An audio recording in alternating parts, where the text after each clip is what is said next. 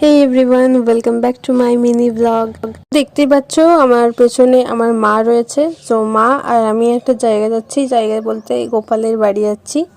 আর এখানে টিনা ওয়েট করছে আমাদের সবার জন্য। আমরা সবাই মিলে গোপালের বাড়ি যাচ্ছি।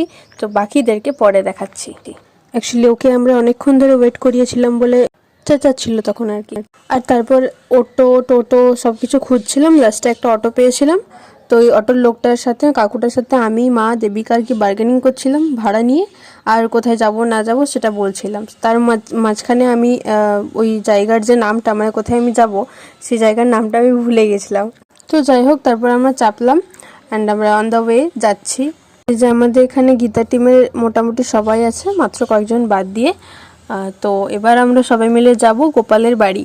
তো তোমাদেরকে ভীষণ সুন্দর একটা জিনিস দেখাবো, চলো। পৌঁছে গেছি আমরা গোপালের বাড়ি। তো বাকিটা আমি নেক্সট পার্টে দেখাচ্ছি। বাই।